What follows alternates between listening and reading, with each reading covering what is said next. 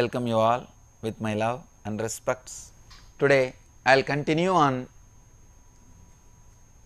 the Bhagavad Gita, 5th chapter, Sannyasa Yoga, 24th verse.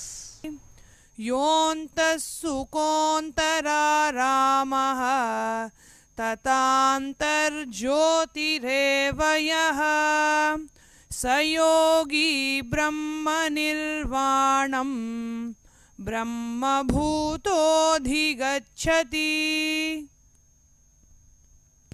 यः अन्तः सुखः अन्तरारामः तत अंतर्ज्योतिः रेवयः सयोगी ब्रह्म निर्वाणं ब्रह्मभूतः अधिगच्छति. I have spelled out every word separately so that even with a little Sanskrit knowledge you can understand directly without translation. But I will give you the translation also. The one who is happy within, rejoicing within himself, and who is illumined is the contemplative saint who is absorbed in the Supreme and has reached the state of oneness with the ultimate. Bhagavan is emphasizing rejoicing within with a beautiful word. Yaha antaha sukaha yonta sukaha.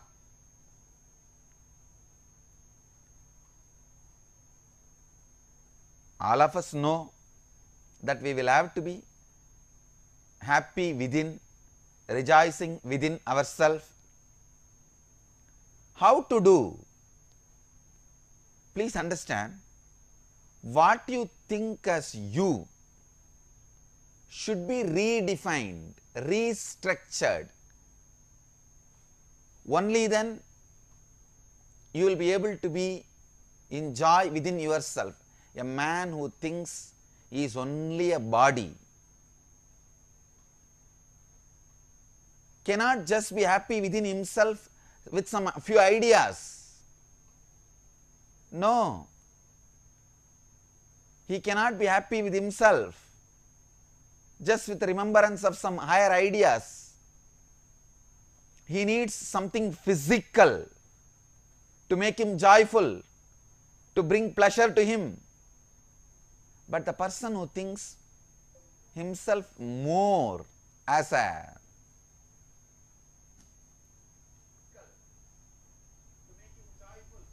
mind, person who thinks more himself as a ideas, he will be satisfied within himself just with few higher ideas.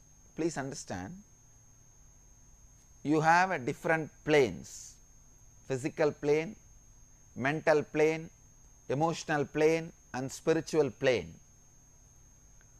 More part of your time and life is spent in physical plane. If more part of you is centered on physical plane, naturally you need physical things to keep yourself in joy, in good mood, entertaining. If you are more in the mental plane, more mental things will keep you in joy. I have seen in the life, for some people, just if they get the food and sex, they are in heaven. Nothing else is required. They don't bother about what is happening around. There are some people, if they just get ideological victory, for example, the party which they support, if that party wins in the election, that's enough. They don't need anything else. They will not even ask for food. They will not even go back to their house. They will not even bother about the family.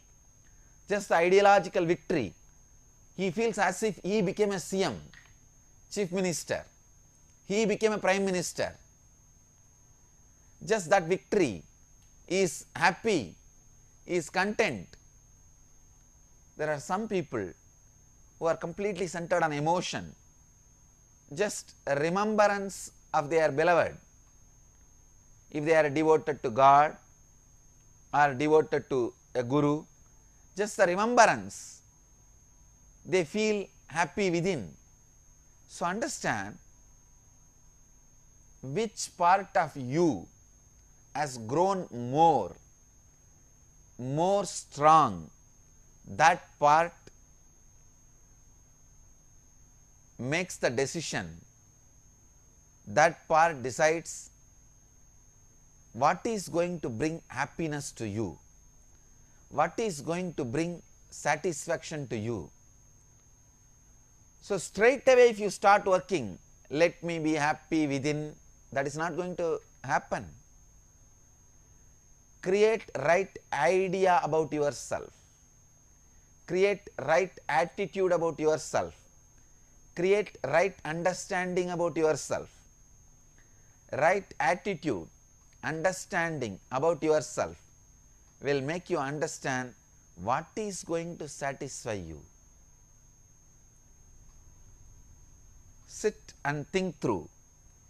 I can even make a questionnaire and give you. Based on your inclinations, what makes you excited? Whether thinking about something or enjoying something or doing something, sit and do soul searching.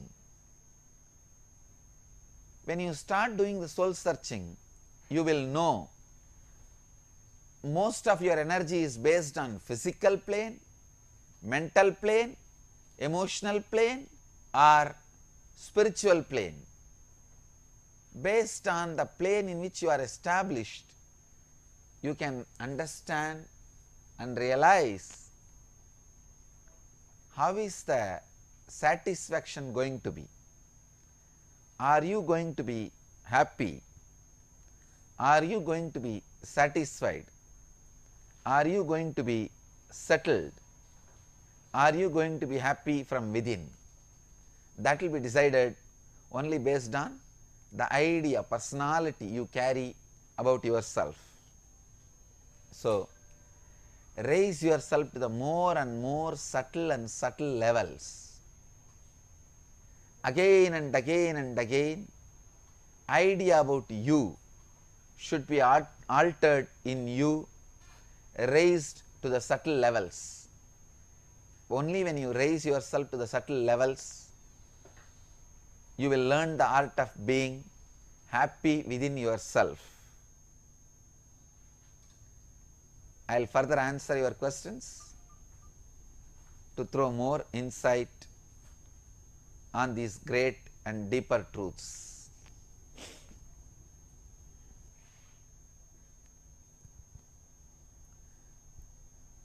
We have a question from a devotee from Mumbai. The devotee is asking, Beloved Swamiji, in the 2 weeks that you were away on your Kailash pilgrimage, 4 new controversies have come up regarding you in the media. You are even known in the media as Controversial Swami. Can you tell us what is the role of controversies in our mission? The devotee is asking, the 2 weeks that you were away on your Kailash pilgrimage, 4 new controversies have come up regarding you in the media. You are even known in the media as Controversial Swami. Can you tell us what is the role of controversies in your mission? First thing, understand. Let me define controversy. When there is something standing in front of you, too tall, too strong, which you can't neglect and which you don't want to accept, you call that as controversy. It is too strong in front of you, reminding you some ideology, some truth which you don't want to accept, you don't want to listen. Now, how to escape from it? How to avoid it? So, put a label, controversy. Who creates the controversy? You create the controversy and you put the label also. It's, you see, first you create a frame. What is non-controversy? And you yourself try to put that object into the frame. And then you yourself create the idea controversy and you go on spreading it. See, it's a British method. If you want to kill a dog, first call that as a mad dog. Then you can kill. Same way, the British influenced media, the media still which is carrying the British influence, which want to destroy everything Vedic and everything Hindu tradition, they are not able to tolerate the good work we are doing. So they go on creating something called controversy. What is, they create the idea, frame of what is Swami, and then they project that on me, and they themselves create the idea of controversy, and they spread that controversy idea again. I am only surprised about one thing. 2 weeks, 15 days, they created only 4 controversies. That seems to be very less in number. I think they are also tired. Controversies are nothing but way you vomit, the poison you carry inside, and misunderstanding you carry inside, the hatred you carry inside. It is like a hate campaign. When they can't justify their hatred, they call that as controversy. That's all. The next question is from Pooja Bhatt from Delhi. She is asking, Beloved Swami, Jesus was crucified, Meera was tortured, Osho was poisoned. You are being convicted every day by the media. Please help us understand. Pooja Bhatt, I think the same answer for you also.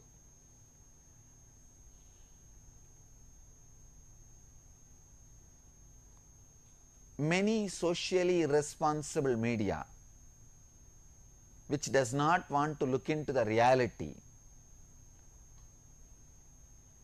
goes on spreading lies. One big problem is it is an unequal war. See, if I don't respond to them, they go on write what they want. If I respond to them, they become more angry and write what they want. So there is no way, whether you respond or not, they are going to do what they are going to do. Nobody even asked the arguments of Jesus. Before even listening to his arguments, he was convicted. Nobody listened to the Meera's side of story. Before that itself, the tortures and punishments were given. Nobody even heard Osho's side of story. He was poisoned. So nobody is ready to listen my side of the story. This is the usual drama, always happens when there is some extraordinary intelligence expresses through human body. This time, I request all our devotees to be very careful that we all stand together strongly so that we don't see the end. What has happened to Osho, Meera and Jesus? We will see the end which has happened to Rama and Krishna. We will win the game this time. This time we will not lose the game. We will win the game. It is usual, the unconscious mass, the unconscious socially irresponsible media always attacks without understanding. When they don't understand anything, when there is something new, the resistance is the first response they create. So we are also going through that first response, but let us stand strong with the tremendous passions, face it, and we will win the game. We are winning the game already. We are winning the game. Don't worry, understand, this resistance was there in all of you in the beginning. It is like a journey. Whoever has crossed that resistance of become devotee, whoever has crossed that resistance completely become disciple, whoever has not crossed that resistance are still standing outside as media. That's all. Understand? It is like a standing in queue. People who are in the queue ahead are disciples, people who are in the queue in the middle are devotees, people who are in the queue in the last are media. That's all. So, today's disciple was yesterday's media, today's media will be tomorrow's disciple. It is natural. This is the way life will be flowing. The next question is from Tom Walker from Netherlands. He is asking, I read in a magazine recently that when film producer Madan Patel was making the defamatory film about you titled Satyananda, 8 celebrity actors turned down the offer to play your role, saying that they were afraid you would curse them. We know that you never curse anyone, Swamiji, but we can't rely that terrible things are happening to all those who are torturing you. Why and how is this happening?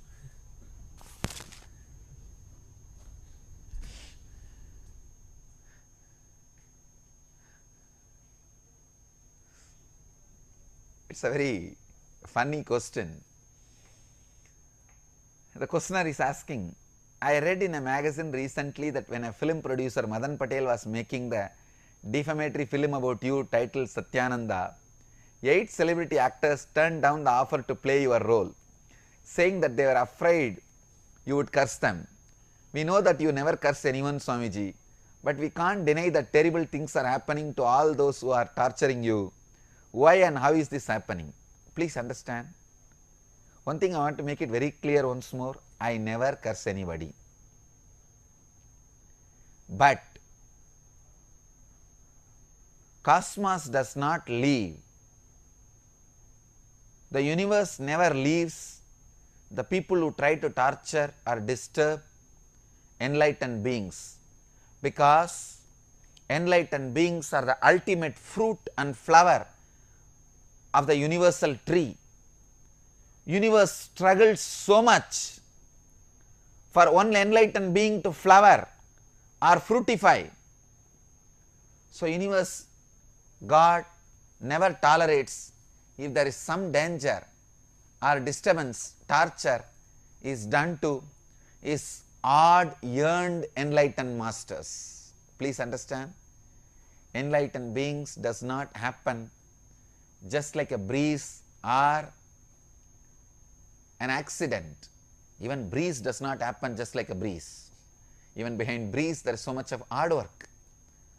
So, behind every enlightened being, cosmos has put so much of hard work, picking up the right body, right mind, right training and ripening and becoming enlightened one.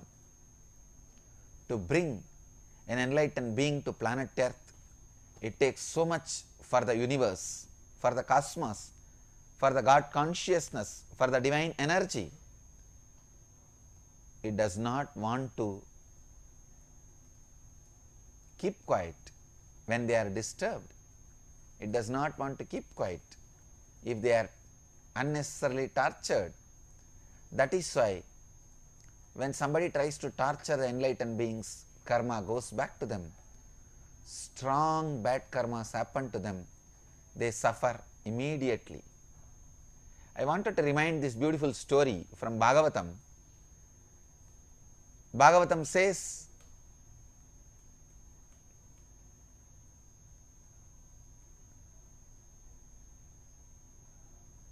somebody asked Sugabrahma Rishi, what happens to all the good karma and bad karma done by the enlightened beings, because they don't suffer any karma? What is happening to the result of good and bad work is done by the enlightened beings. Bhagavatam says very clearly, enlightened masters do not do anything bad, they do only good. But anybody tries to harm enlightened beings, they receive tremendous bad karma. I will give you one example. See, for example, I heal people. When I heal, when they get healed, they are so happy and they are grateful. That happiness comes as a good karma to me. But the disease I remove from the body, their body, that bad karma remains. I neither enjoy their gratitude, good karma, nor suffer their bad karma, the disease, bad karma. Then where it goes? All the people who support my mission, devoted, all of them receive these good karmas. All the people who abuse, attack, try to torture, they receive the bad karma. And I have healed too many people, too many lakhs of people. I have lot of good karma and lot of bad karma. That is why people who support receive lot of good things. People who try to abuse, torture, receive lot of bad karma. Understand, in both sides I have too much of stock. Whoever wants whatever, they take it. It is up to them, not related to me. I don't interfere at all in the scene. It is they who decide. So Bhagavatam is very clear when it says people who try to abuse and torture the enlightened beings receive those bad karmas, they are right. In my case, I am seeing in front of the eyes many fellows who try to torture and abuse us, receiving bad karmas and suffering.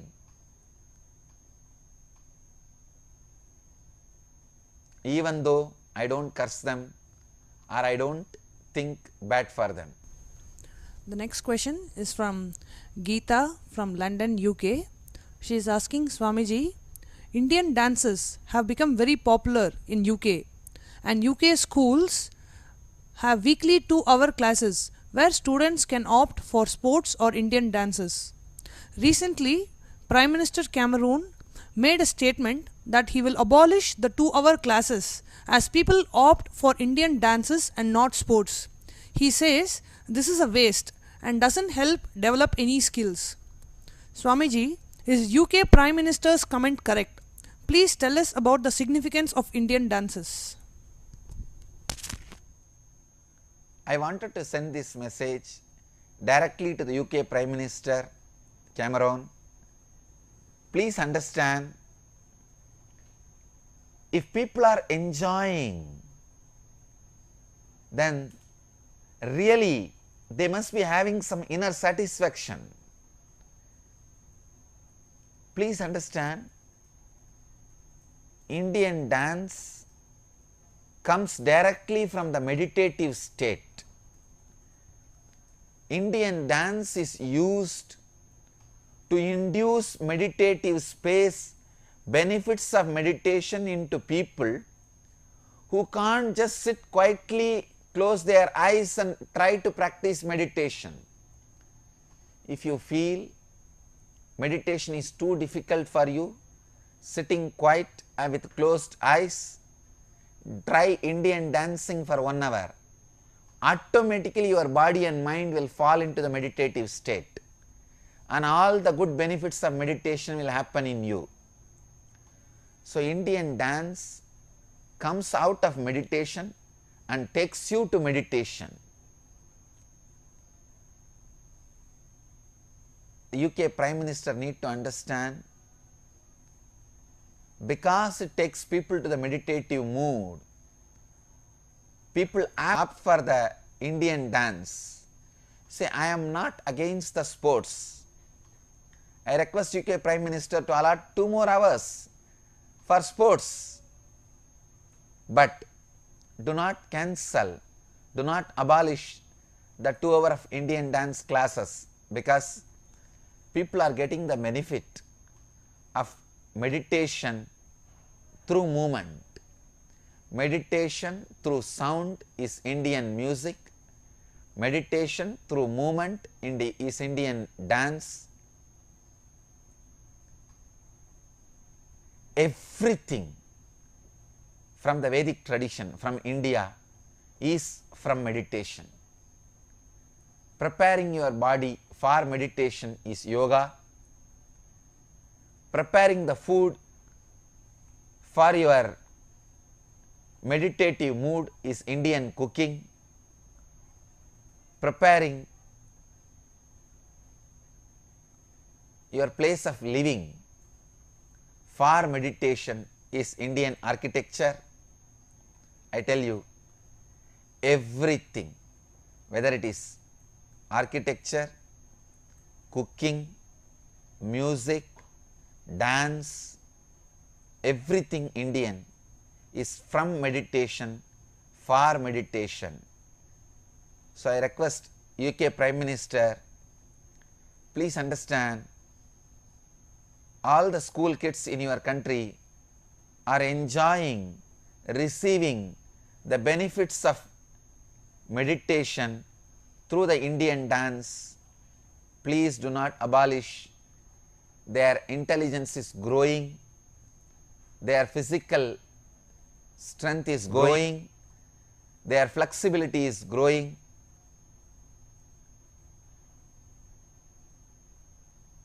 The classical Indian dance is from meditation, and that raises you to the mood of meditation. Thank you. So, with this, I will conclude today's morning satsang. We will continue to have satsang every day. I bless you all who are sitting with us around the world at this moment. 856 places through Nithyananda TV, 19 places two-way video conferencing having Nayana Diksha, in 213 cities in 24 countries around the world. Let you all achieve, experience, live, express, radiate, share and explode in eternal bliss. Nithyananda. Thank you.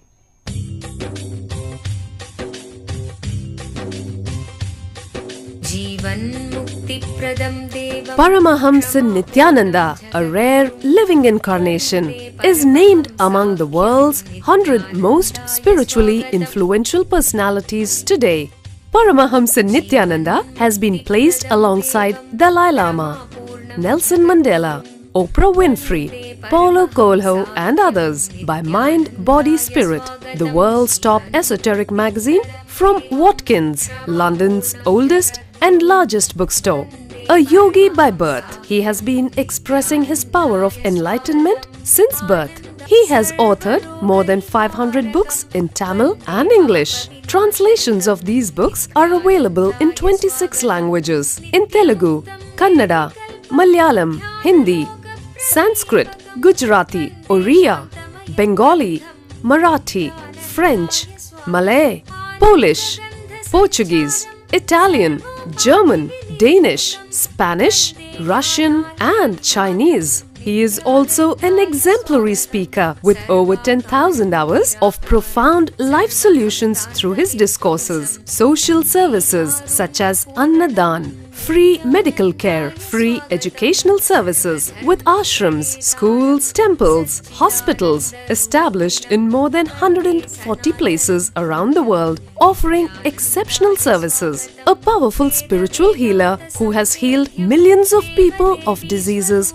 from migraine to cancer. A Kriya Yogi who has formulated Kriyas for physical health and mental well-being, benefiting thousands. A living master who offers practical solutions for our everyday problems. He is the founder and spiritual head of Nithyananda Dhyanapeetham, a spiritual powerhouse who has revived the sacred Vedic tradition by establishing Vedic temples in places like Los Angeles, San Jose, Seattle, Toronto, Ohio, Oklahoma, Phoenix, St. Louis, Malaysia, Brazil, Paris, Guadeloupe, Dallas, New York, New Jersey, Atlanta, Calgary, Vancouver, Singapore, and places in India like Bengaluru, Hyderabad, Tiruvannamalai.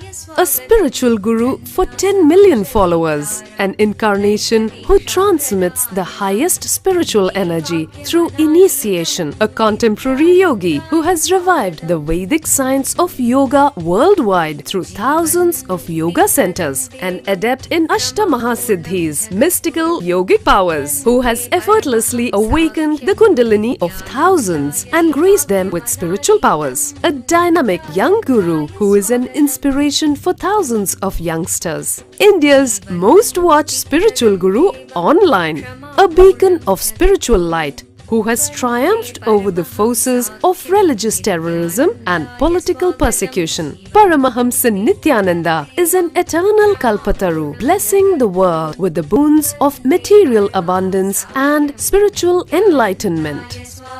He is the 293rd Pontiff of the world's most ancient Hindu organization, Madurai Adinam.